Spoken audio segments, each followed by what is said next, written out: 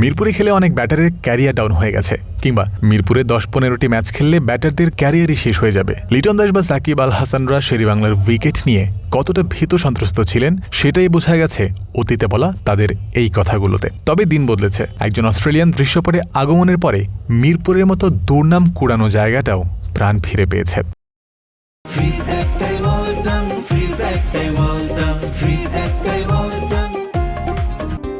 Tony Hemming BCB turf ম্যানেজমেন্টের প্রধান পদে নিয়োগ পাওয়ার পরেই দিন বদলের শুরু।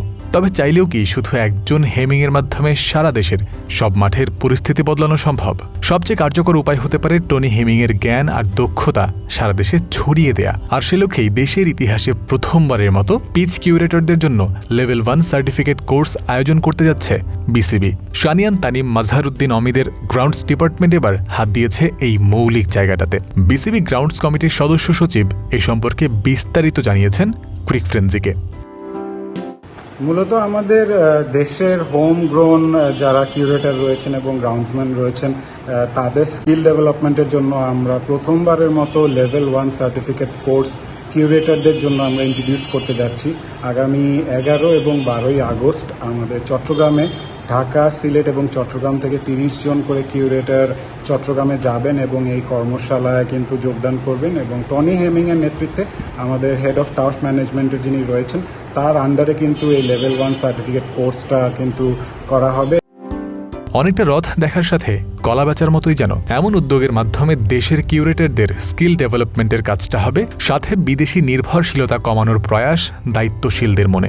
বাংলাদেশের পিচ কিউরেটরদের ভেতর জাহিদ রেজা বাবু, বদিউল আলম খোকন ও শফিউল আলম বেলালের নামই ঘুরে ফিরে আসে। টনি হেমিংয়ের মাধ্যমে দেশের ক্রিকেট উপকৃত হবে। তবে বোর্ডের চিন্তাটা আরও দীর্ঘমেয়াদী, সুদূর প্রসারী।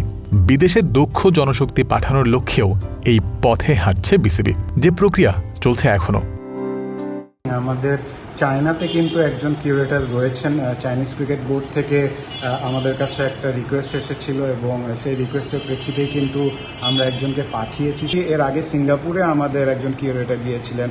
নেপাল ক্রিকেট বোর্ডের কথাও বলতে হবে যে তারা কিন্তু আমাদের সাথে কনস্ট্যান্ট টাচে থাকে এবং নেপালের ক্রিকেটের উন্নয়নে আমাদের একটা ভূমিকা রয়েছে, এটা বলতে আমি খুবই গর্ববোধ করছি। সো মেন উদ্দেশ্যটাই হচ্ছে যে not just the cricketers or the umpires or the coaches, আমরা চাচ্ছি যে গ্রাউন্ডসম্যান কিউরেটররাও যেন বাংলাদেশের হয়ে পৃথিবীর সব জায়গায় ছড়িয়ে ছিটিয়ে থাকুক। বিসিবির উদ্যোগ অবশ্য থেমে নেই এই পর্যন্ত। এর সাথে সাথে প্রতিটি জেলা থেকে একজন করে স্থানীয় মাঠ কর্মীকে ঢাকায় এনেও প্রশিক্ষণ দেওয়ার উদ্যোগ নিয়েছে বিসিবির গ্রাউন্ডস কমিটি। একই সঙ্গে দীর্ঘদিন ধরে পরিত্যক্ত অবস্থায় থাকা ফতুল্লা স্টেডিয়ামের আউটার মাঠের সংস্কারেরও উদ্যোগ নেওয়া হয়েছে। বিসিবির বর্তমান গ্রাউন্ডস কমিটির মাধ্যমে দেশের ক্রিকেটের সার্বিক উন্নয়নের ইতিবাচক সম্ভাবনাটাই দেখা যাচ্ছে।